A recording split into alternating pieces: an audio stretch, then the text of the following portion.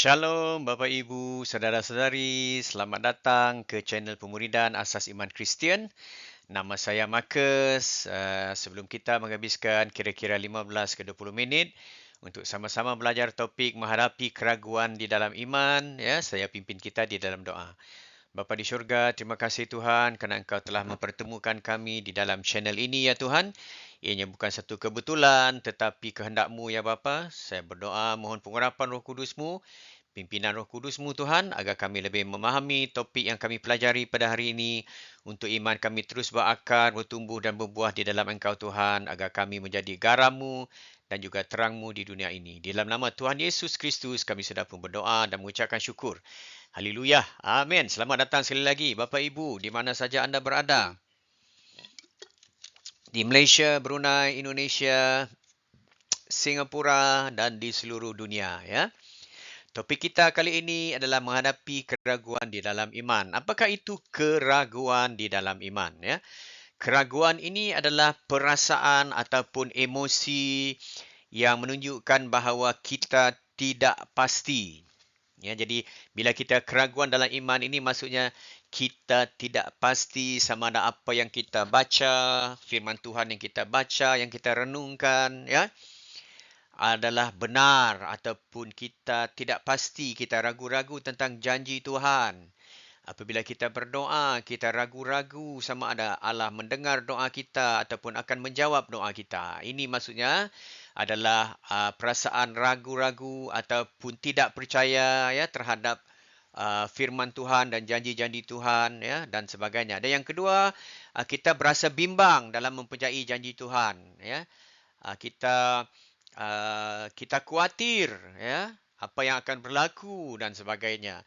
Dan juga keraguan dalam iman ini adalah perjuangan ataupun konflik ya di antara iman. Sebahagian daripada diri kita ingin percaya, kita ingin berpegang pada janji Tuhan, tapi yang pada satu lagi emosi ketidakpastian ini, keraguan ini cuba untuk membunuh iman kita. Jadi dua ini sentiasa berlawanan sehingga kita menjadi keliru. Seperti kata ayah seorang anak yang sakit itu, ya, dia berkata pada Tuhan Yesus, "Aku percaya, tolonglah aku yang tidak percaya ini," katanya. Jadi dia minta Tuhan membantu dia kerana dia mempunyai keraguan sama ada Tuhan Yesus boleh menyembuhkan anaknya ataupun tidak. Apakah penyebab-penyebab utama keraguan ya, di dalam iman? Yang pertama sekali adalah pergumulan di dalam kehidupan dan penderitaan. Apabila kita menghadapi masalah, cabaran, kesukaran, ya, di sinilah kadang-kadang iblis membisikkan perasaan ragu-ragu di dalam pemikiran kita. Tuhan tidak menyayangi engkau. Kamu tengok ini, kamu sudah lama sakit tidak disembuhkan. Mana ada Tuhan mau memberikan kesembuhan kepadamu, ya. Engkau sudah lama berdoa untuk anakmu diselamatkan tapi dia masih menjauhi Tuhan. Ini adalah pergumulan, ya. Ini adalah biasanya bisikan-bisikan iblis atau kadang-kadang emosi kita sendiri yang menyebabkan kita rasa ragu-ragu, ya. Ini adalah pergumulan dalam kehidupan dan penderitaan. Ya. Yang kedua adalah kerana kurangnya pemahaman kita di dalam kebenaran firman Tuhan. Apabila kita tidak mengkaji firman Tuhan, tidak belajar firman Tuhan, tidak merenungkan firman Tuhan, jadi iman kita itu tidak berakar di dalam Tuhan. Ya. Jadi kita tidak tahu janji Tuhan. Maka kita akan senang untuk digoyahkan dan digoncangkan oleh perasaan ragu-ragu ini, ya, digoncang oleh bisikan-bisikan si iblis yang cuba untuk menghancurkan iman kita. Ya.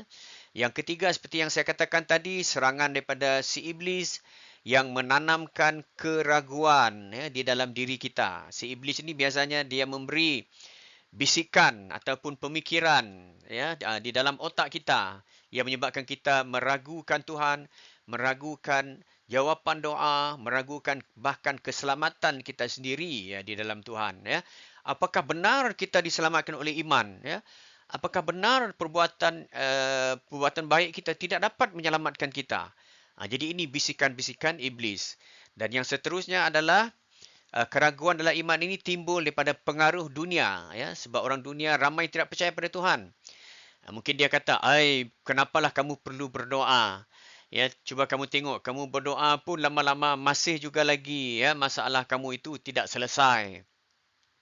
masih lagi kamu jatuh sakit, masih lagi kamu tidak mendapat kerja yang baik, masih lagi anakmu menjauhkan Tuhan dan sebagainya, ya. Sebab bagi orang yang percaya, iman ini adalah satu kebodohan, tetapi tidak bagi kita yang diselamatkan. Jadi Roma 12 ayat 2 mengatakan, ya, janganlah kamu menjadi serupa dengan dunia ini. Jadi maksudnya dunia ini terbalik daripada kita, ya. Kita sepatutnya hidup dalam iman. Dunia ini dia membisikkan keraguan pada kita. Sebab itulah Paulus mengatakan janganlah kita menjadi serupa dengan dunia ini, iaitu janganlah kita melayani atau hidup di dalam keraguan. Kalau keraguan itu datang, cepat-cepat kita usirkan dia di dalam nama Tuhan Yesus Kristus, ya, sebab kita perlu menjaga pemikiran kita, ya, agar tidak diterobosi oleh keraguan-keraguan sebegini. Jadi apakah cara-cara praktikal ataupun praktik yang boleh kita amalkan jika kita menghadapi perasaan keraguan ini ataupun ketidakpercayaan ini dalam iman kita? Yang pertama, Bapa Ibu, saudara-saudari, adalah kita perlu mendekati Tuhan. Ya, jadi itu pentingnya kita perlu berdoa setiap hari. Jadikan doa ini amalan hidup kita. Ya, kerana doa adalah nafas rohani. Bila kita tidak berdoa, roh kita akan malap. Ya, iman kita akan malap. Ya, api Roh Kudus itu akan malap bila kita tidak berdoa. Sama seperti tubuh kita menjadi lemah tanpa oksigen kalau kita tidak bernafas. Begitu juga kalau orang yang percaya tidak berdoa secara konsisten setiap hari, ya, maka dia akan jauh daripada Tuhan. Bila dia jauh daripada Tuhan, dia mudah digoda oleh si iblis. Dia mudah digoda oleh duniawi. Dia mudah digoda oleh pemikiran-pemikiran negatif daripada dagingnya dan sebagainya. Yang kedua, cara menghadapi keraguan dalam iman ini adalah dengan tekun mengkaji, mentelaah, ya, membaca firman Tuhan. Perlulah setiap hari membaca dan merenungkan firman Tuhan. Bahkan menghafalkan ayat-ayat firman Tuhan untuk menguatkan kita. Ya.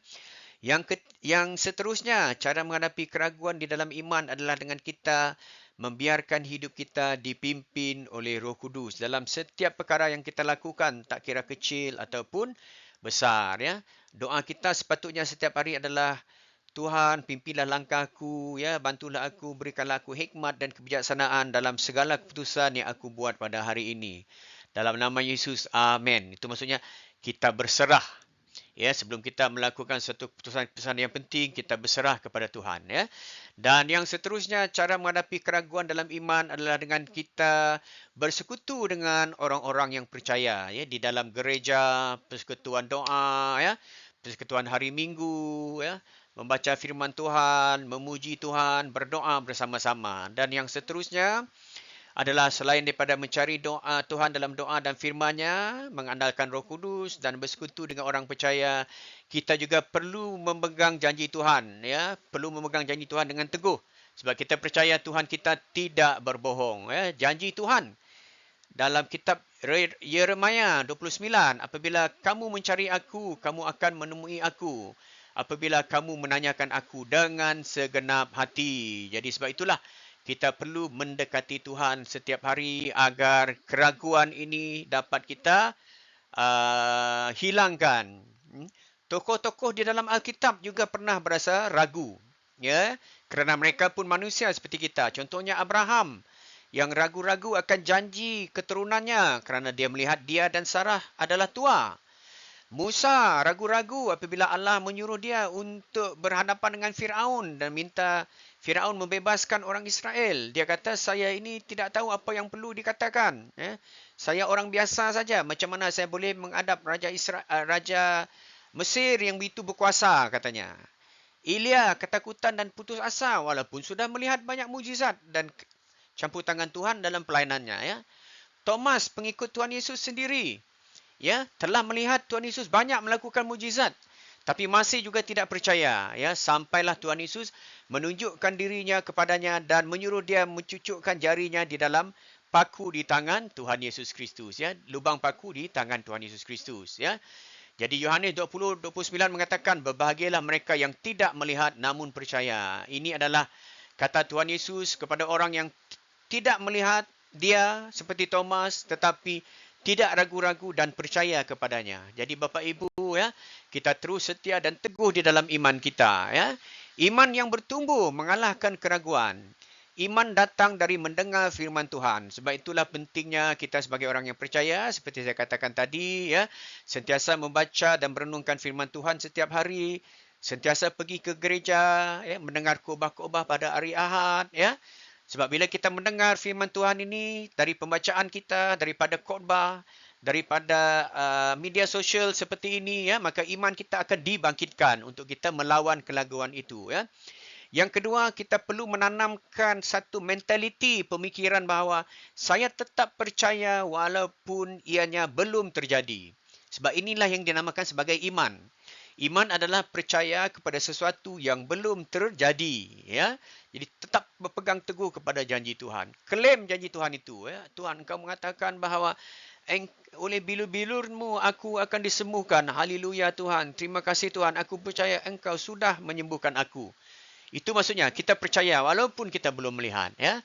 Dan kita belajar juga Bapak Ibu saudara-saudari untuk menyerahkan segala kekhawatiran kita, segala kerisauan kita dalam kehidupan kita, segala masalah kita kepada Tuhan ya. Mohon Tuhan campur tangan dan membawa kita keluar daripada masalah tersebut. Ya, ini penyerahan total kepada Tuhan ya.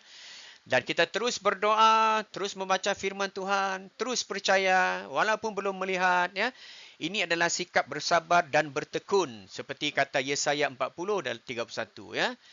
Roma 10:17 mengatakan jadi iman timbul dari pendengaran dan pendengaran oleh firman Tuhan. Jadi sebab itulah kita perlu membaca firman Tuhan setiap hari ya. Bila iman kita menjadi kukuh dan kuat, maka perasaan ragu-ragu ini dapat kita singkirkan daripada pemikiran kita ya. Jadi kesimpulannya Bapak Ibu ya, keraguan adalah sebahagian daripada perjalanan iman. Semua orang mengalaminya kerana kita ini manusia hidup di dalam daging ya.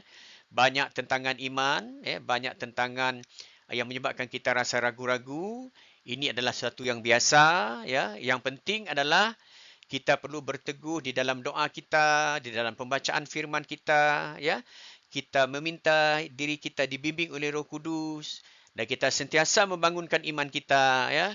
Dan dalam komuniti orang-orang yang percaya beribadah di gereja. Ya. Dan juga mendengar kesaksian-kesaksian orang yang percaya dan saling mendukung satu sama lain di dalam doa. Dan dalam segala hal, baik ataupun tidak baik, sihat ataupun sakit, ya, sukacita ataupun sedih, kaya ataupun miskin, senang ataupun susah, ya, kita tetap percaya bahawa Tuhan tetap bekerja di dalam kehidupan kita. Ya. Seperti kata Amsal 3 ayat 5, percayalah kepada Tuhan dengan segenap hatimu. Ya. Dan jangan bersandar pada pengertianmu sendiri, maksudnya kita menyerahkan hidup kita kepada Tuhan dan dipimpin oleh Roh Kudus. Jadi, saudara-saudari, Bapak Ibu, keraguan iman ini adalah biasa. Yang penting adalah kita perlu dekatkan diri kita pada Tuhan melalui doa, melalui pembacaan firman Tuhan, melalui persekutuan kita, dan kita terus percaya dan terus berpegang pada janji Tuhan. Itu saja topik kita untuk kali ini. Ya. Sampai kita jumpa lagi di topik yang lain. Teruskan teguh bersama iman di dalam Kristus. Kasihanilah Allah dan kasihanilah manusia. Shalom dan kita jumpa lagi. Tuhan berkati.